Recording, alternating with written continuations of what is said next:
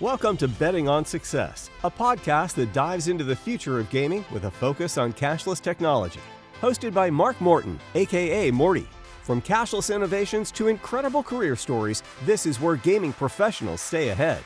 Betting on Success is brought to you by your friends at Marker Tracks and Coin, leading the way in cashless gaming. Hi, this is Mark Morton, and welcome to Betting on Success. Typically, these shows have centered around uber successful individuals from the gaming industry, how they got there, how they achieved what they had. Today, we're going to change and go down a different road with my other passion in life, sports. Somebody that has been ultra successful in a number of different areas that I'm super excited to talk to him today about. The Senior Director of Corporate Partnership for the Las Vegas Raiders, Scott Erdmann. Nice to meet you, Scott. Thanks for having me, Morty. Oh, there you go. There you go. He knows the name. All right, so let's have a little fun. We always do. So tell me a little about Scott growing up. Where, brothers, sisters, those sorts of things? Yeah, absolutely. So I was born in Lake Havasu City, Arizona. Okay. I grew up there. My stepdad, mom, half sister. My mom passed away when I was 10. My real dad came back, got custody of me. We moved to Massachusetts. So when I was 10, hopped on a plane 2 weeks later, moved to Massachusetts with my dad's family, who I'd never really met. So basically started a new life up in Massachusetts. So I do say I grew up in Mass. So if you ever catch me out and you hear me say I'm from Mass, you're like, no, he's from Arizona.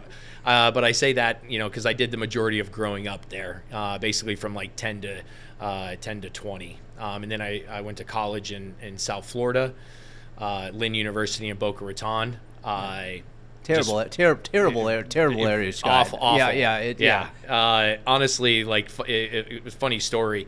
My college, in sports, they had a sports program. So when we lived in Dallas at the time, they had reached out and they wanted to come and have me talk to. I guess there's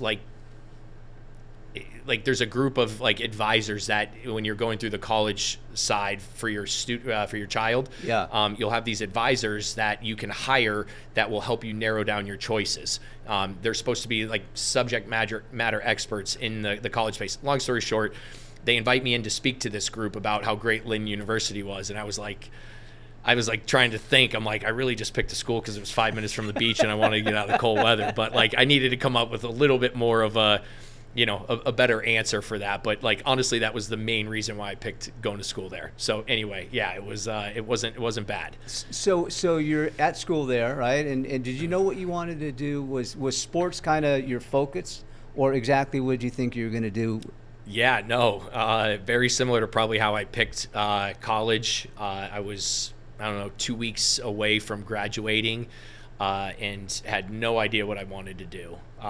So I started to take a couple interviews, went and met with Northwestern Mutual, had the opportunity to take that job, and then we had a career fair at our school, and the Florida Panthers, the hockey team, came there, and they had 2 new business sales reps that were there, kind of man in the booth, and got their information, called them 100 times. They finally got me in touch with the hiring manager. He brought me in. We went through the interview process, offered me the job on the spot for a whopping $13,000 a year, no benefits. And I was like, I'm going to go the sports route. I'll take it. Yeah. I'll take it. Yeah. So that's the methodical thought process that I went through when I accepted this job in sports. Yeah. And so the first job was with the Florida Panthers. Yep. So do you tell anybody in Vegas? Because they're like the hated rivals right now, right? So, yeah. I mean, if you're a Knights fan, you got to hate the Panthers. But tell me about that experience. Yeah. So they weren't relevant, at the time when I was there. This was back in 2006, and the team was just every year, they just struggled. But the CEO at the time was a gentleman by the name of Michael Yormark, who is with I think he's the president of Rock Nation now. And he's got a twin brother, and they're identical twins. And I believe he is the commissioner of the Big Ten, maybe, or one of the big conferences. Anyway, I say all of that is one of the best pieces of advice I think that I've ever gotten. Mind you, Michael, every morning, right, the team was bad. Every morning we used to, 4:30, we get a long email every morning. And it would just be a motivational email.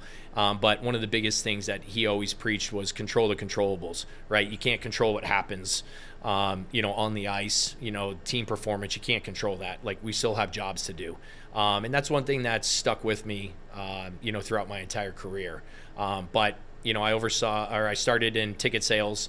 So, you're grinding, you're calling hundreds of people. And this is like, I'm now getting to that like transition point where like, you're calling 100, 200 people, 100, 200 people a day, getting hung up on, and, you start to build that, that tolerance for it. But, did that for a little bit, then got promoted, and then left there to go to Florida Atlantic University to oversee their new stadium project. I was always told by, a lot of different mentors and, leaders that I, come across that if you get to be a part of building a new stadium, definitely do it. So spent about a year with Florida Atlantic University. This is, for the real college football fans out there, I got to spend a year with Howard Schellenberger, who was the, he was like the Miami coach. Correct. Right? Yeah. Like the one who orchestrated the U and really turning things around for that program. So again, just awesome to be a part of that project. Did it about for a year, and then, college, there's just a lot of politics that happen in from my experience in the college space that, just made business a little bit more challenging. So had opportunity with the Cowboys. One of my mentors connected me with Chad Estes at the Cowboys, who was overseeing revenue underneath the Jones family. We had a couple conversations. They brought me in, got the job. I took a couple steps back title-wise to get more back into a sales role. I did it because I had seen, other executives that had come through the Cowboys organization. So I figured, take maybe 2 steps back to take 4 forward, type thing. So spent 10 years with the Cowboys. So let me ask you about that question. It's difficult a lot of times for an individual when they know what they want to be and what they want to do to move back, to move forward. Tell me your thoughts about that piece of your career. Yeah, I think that's a very challenging thing that a lot of people go through today, right? I mean, I would say it probably doesn't matter what level you're at, whether you're a CMO or a senior director, right? Like going from a CMO to a VP of marketing, everybody's going to go through that thought process of what do other people think? What is the narrative, right? And to me, I think in my last 3-4 years, like that's one thing that I've really started to try to pay attention to is getting to the why, right? Like, why am I thinking that way, right? And then it leads you to a question, and then why that, and then eventually you get to, the answer of that. And for me, I thought it was a lot about your ego, right? Yes. But it's also like, what do other people think? Yeah. Right. And at the end of the day, again, that's where I've found a lot of comfort, in this stage of my life, because I've realized that to me, it doesn't matter. Like, if the decision's right for me, it's right for my family, then do it. Right. If it's, hey, I'm taking a couple steps back, but, there's a different path that I see over here that maybe the public wouldn't see.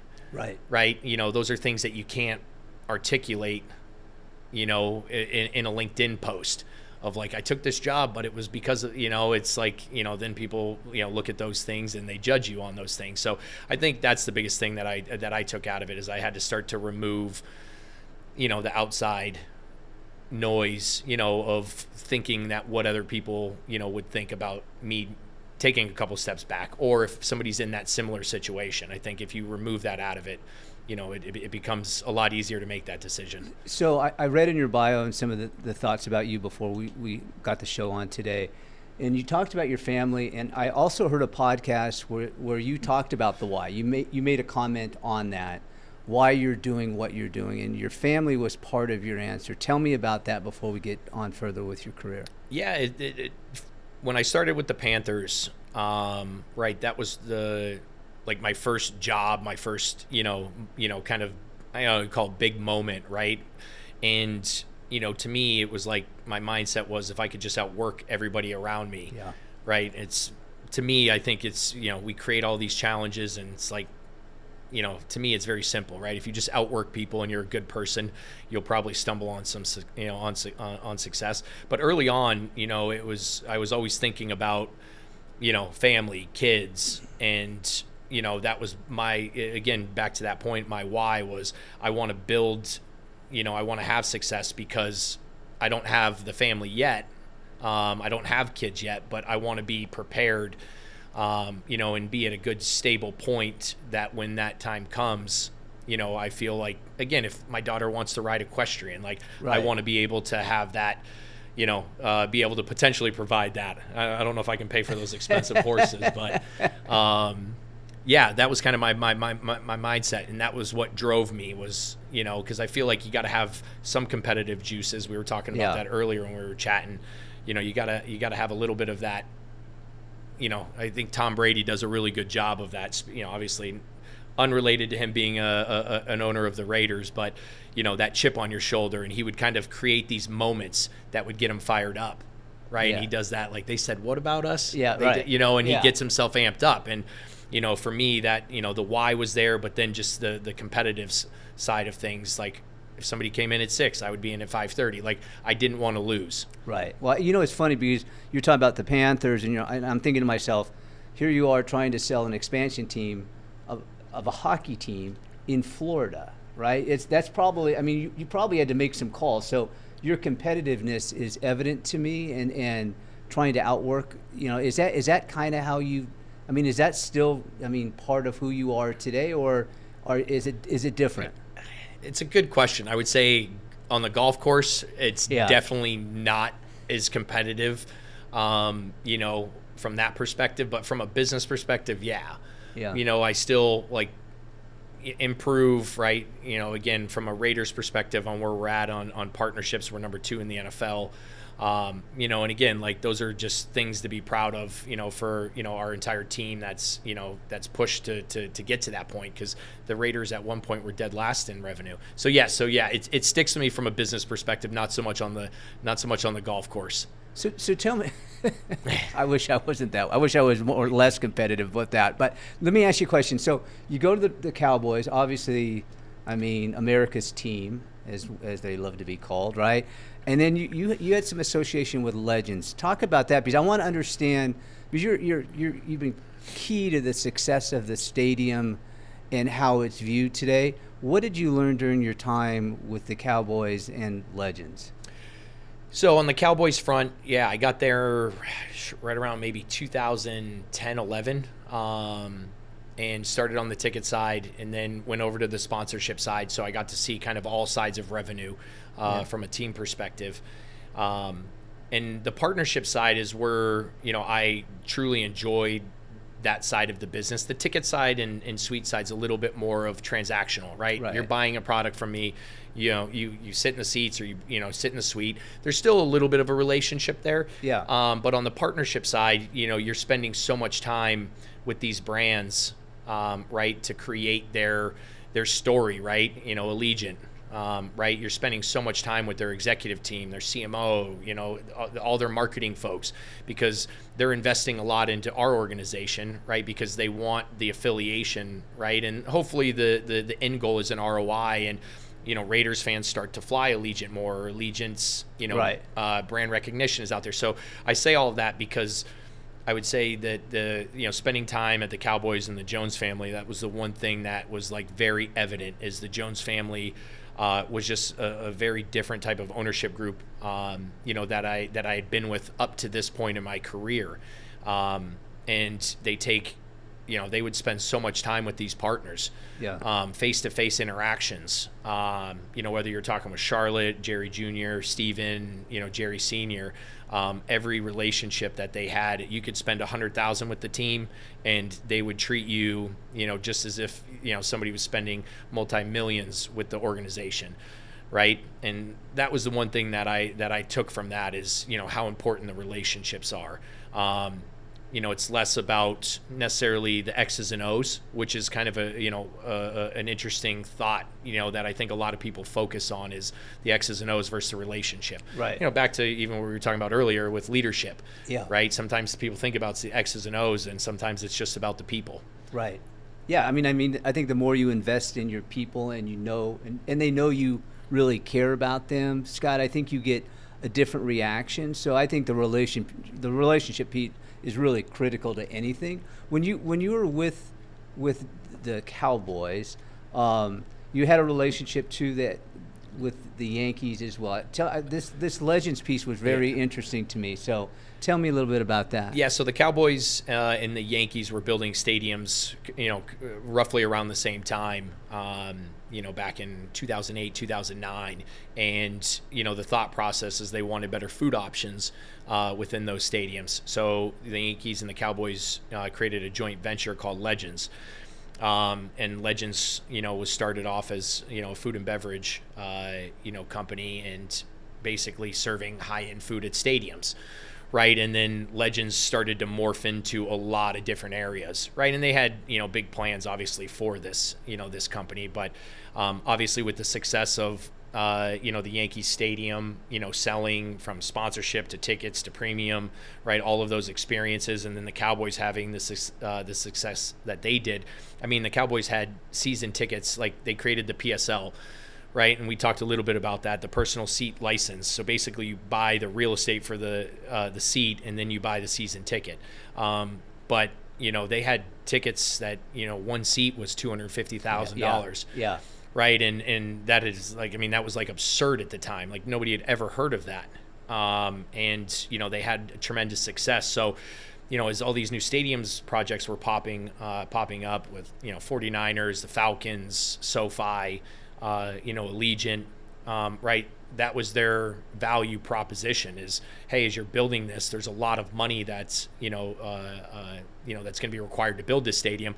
Let us come in and help with these various areas, whether it's feasibility studies, premium seating, monetizing events, when the stadium's not being used, right? Like that's one thing that I would say that they kind of coined and started for stadiums, right? The stadium sits dark 355 days of the year, right? So what are you doing? So now they do expos, they do business meetings. You can meet, you can have dinner in the locker room, right? And they have a whole events team now, that they've kind of mastered this out, to monetize these stadiums.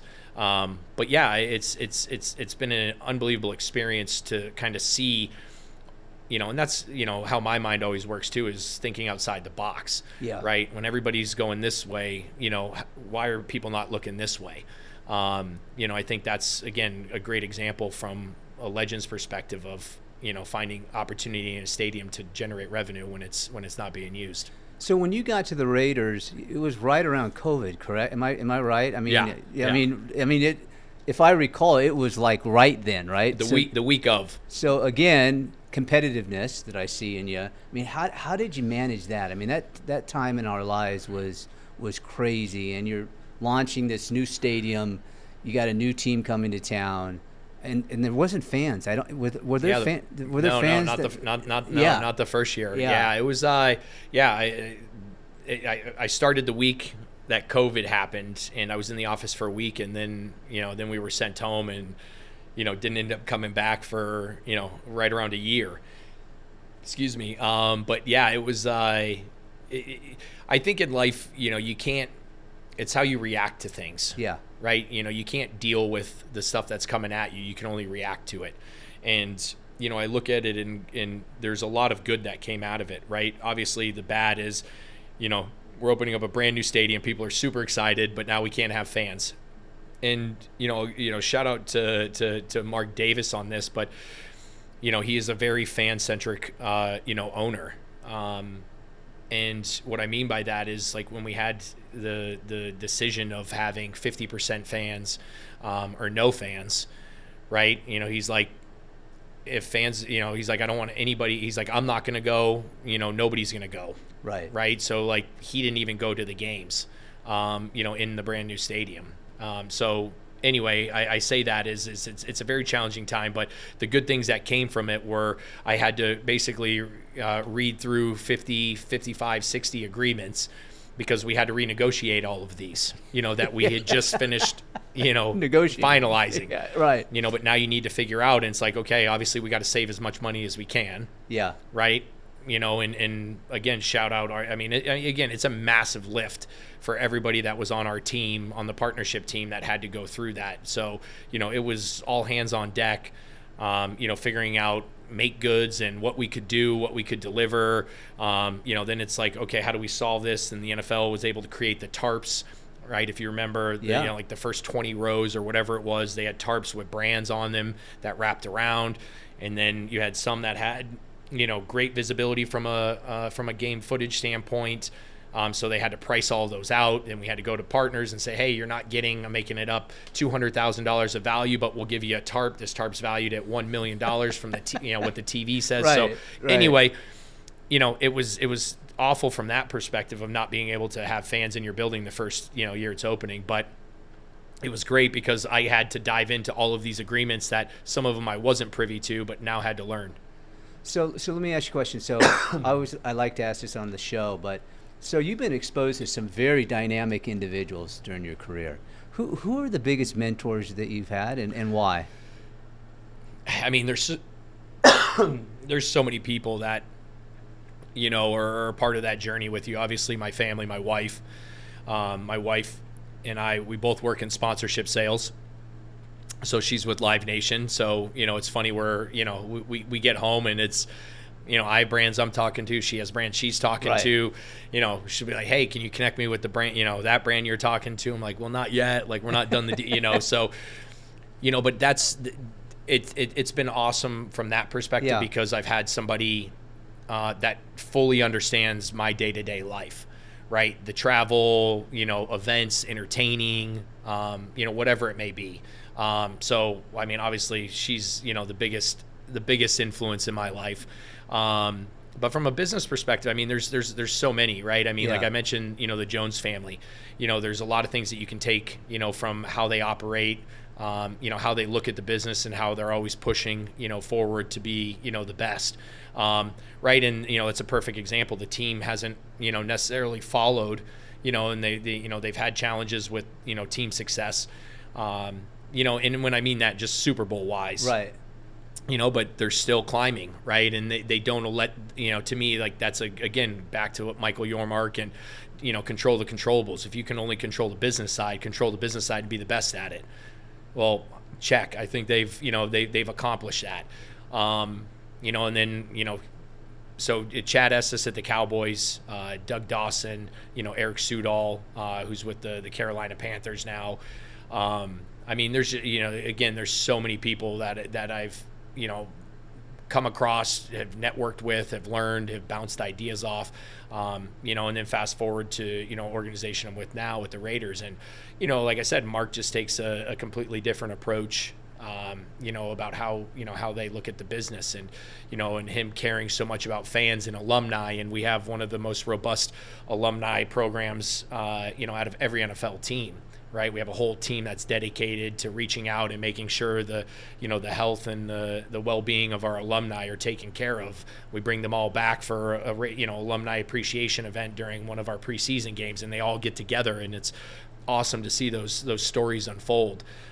So again, I think that's the one thing I look at is I kind of sit back and watch how people operate and see things that they do, and pick up on a lot of those things. And I guess that's how you kind of create your guiding principles, throughout things. But yeah, I mean, there's just, there's, so many people that have been, super impactful, in my career and helpful.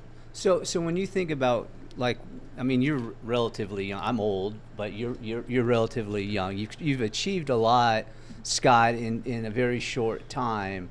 what's the rest of your career look like? I mean, is it in sports? Is it out of sports? What do you have a passion? It's not. I know you're very passionate. I can just see it in your face. But tell me where you see your career going, and what you want to achieve next.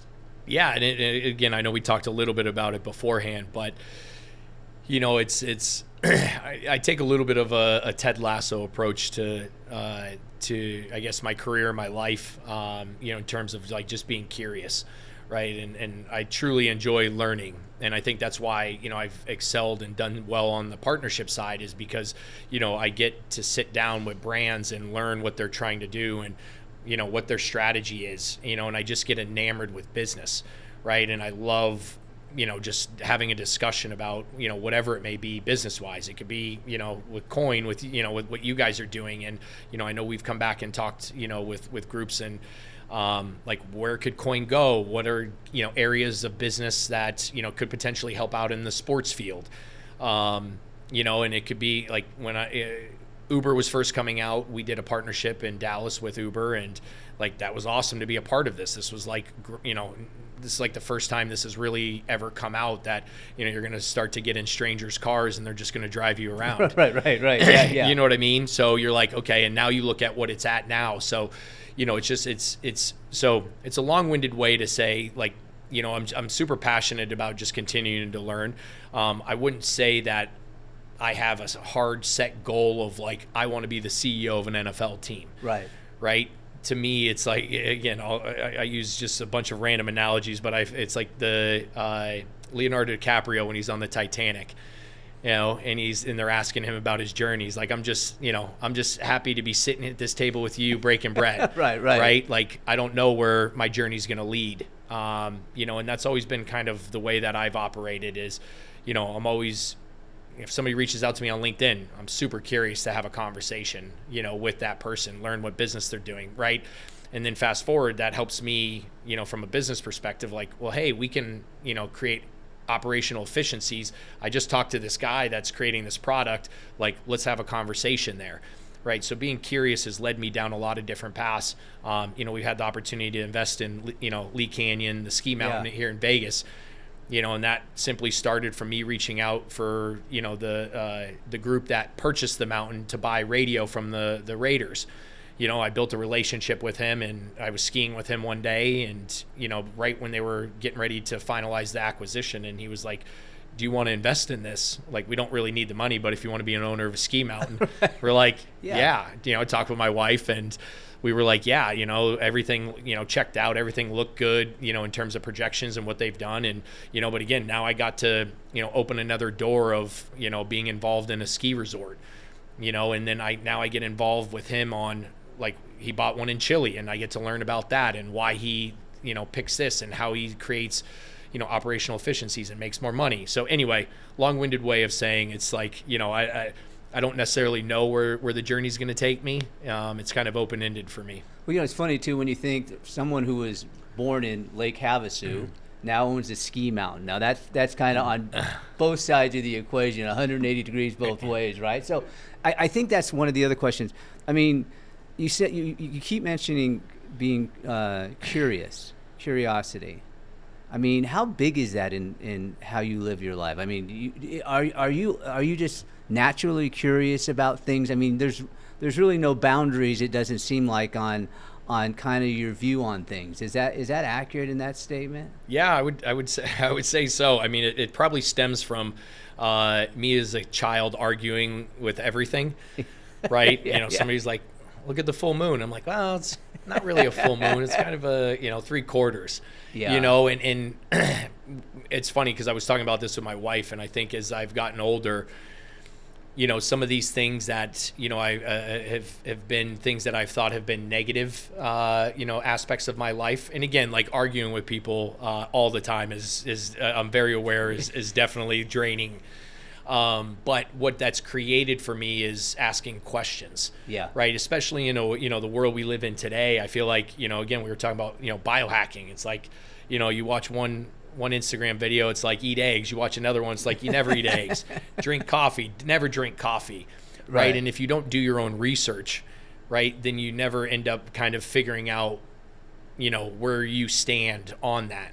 right? And so I would say that that's become a big I think for me, a quality of it's led me to actually research a million different things, right? And ski mountain, like, well, why does this ski mountain, charge this? And then I ask questions, and Right. again, so I think the curiosity is definitely been something that is kind of at the forefront of everything that I do. So biohacking. So I didn't know what it was, even though I do a lot of it, Yeah. which I didn't realize I did. But how did you get interested in that? So tell me about that a little bit. Probably social media. Yeah. Right. Like me and my wife, we try to, work out, and we try to, if we wake up on Saturday, even if we don't go to the gym, but we try to get our girls, into just activity or doing something. We feel like if we're doing it, then eventually it's a good lesson that they'll learn, on kind of the health and wellness side. And then, yeah, I think, a lot of the challenges we have in,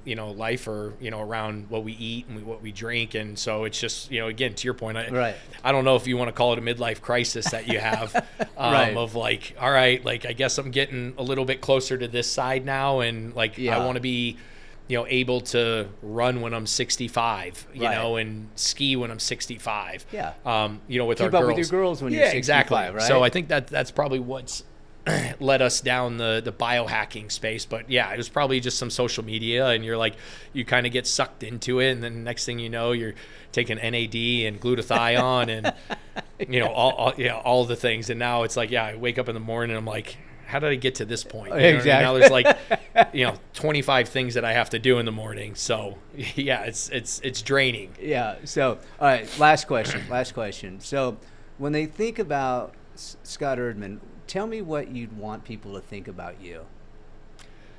I think, you can overthink these answers, and there's a million different things that come through your head. For me, I think it's just, was he a good human being? Yeah. Was it somebody that, you could sit down with and have a conversation with and leave going, I like Scott. Oh, that's great. Scott, thank you so much for your time. Thank you guys for joining us on Betting on Success, and we look forward to seeing you next time. Thanks for having me. That's a wrap for this episode of Betting on Success. If you enjoyed the conversation, be sure to like, subscribe, and share. Stay tuned for more insights from gaming industry leaders. We'll see you next time.